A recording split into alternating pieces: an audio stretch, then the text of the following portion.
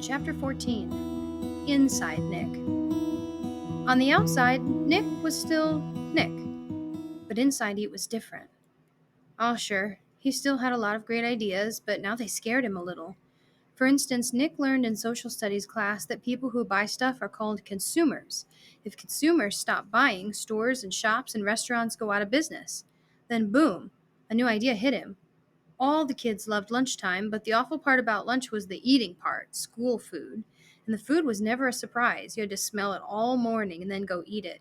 And the food was always bad. Well, thought Nick, the school cafeteria is sort of a restaurant, isn't it? And the students are the consumers, right? And we really don't have to buy our lunches there, do we? Nick could see it all. He would get all the kids to bring their lunches from home every day until the ladies who made the lunches cooked better food. He was sure those women didn't cook food like that for their own families. The kids were the consumers with $1.35 in their pockets, and until the food was better, that's where their money would stay. Great idea! Nick was sure that it would work, and he got all excited about it. But then Nick remembered what had happened with Frindle. It stopped him cold. He was sure that if all the kids stopped buying lunch, sooner or later someone would figure out it was Nick Allen's idea. He would get in trouble. People would write about it in the newspaper. The principal would call his parents. Anything could happen. So, for the first time in his life, Nick kept a good idea to himself. He never even told John or Chris. And that changed Nick. His mom was the first to notice. "Are things okay at school, honey?" she asked one day in early March. He had seemed kind of down, a little sad, and it worried her. "Sure," said Nick. "Everything's fine." "Everything okay with your friends? They haven't been hanging around here very much."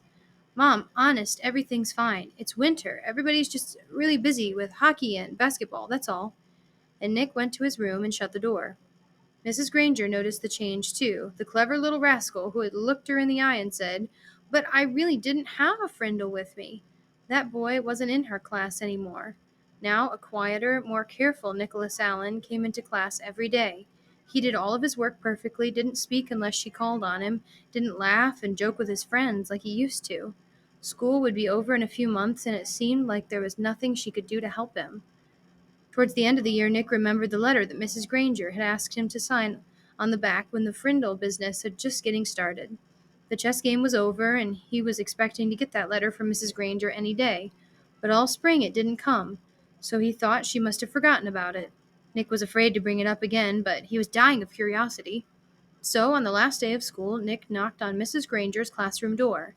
She was straightening up the textbooks on the bookcases below the windows. Without turning around, she sang out, "Come in." Nick said, "Hi, Mrs. Granger." Mrs. Granger stood up and turned to face him. "Oh, it's you, Nicholas. I'm so glad you stopped by. I've been meaning to talk to you, and this will save me having to send you a letter this summer." Nick gulped and said, "That's what I came for, the letter."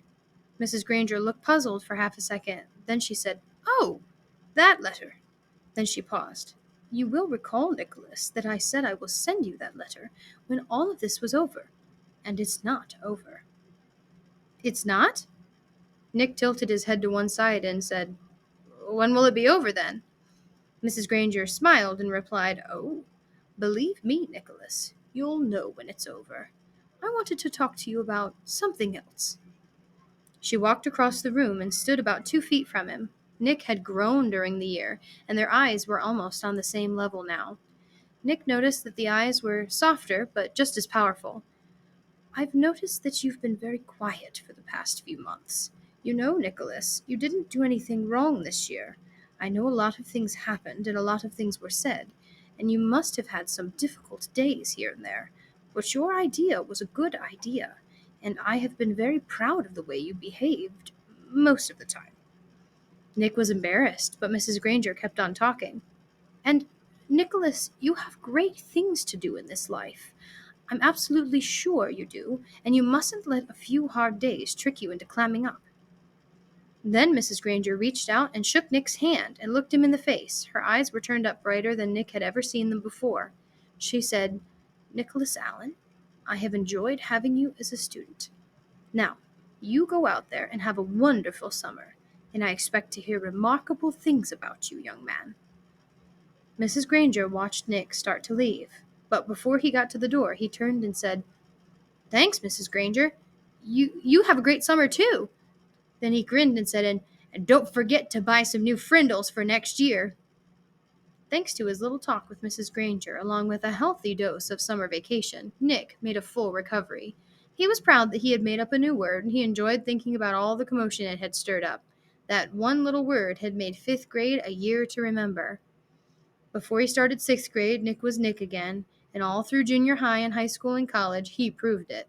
For example, 2 years later, all the school cafeterias in town were serving delicious food at least 4 days a week, all because Nick the consumer.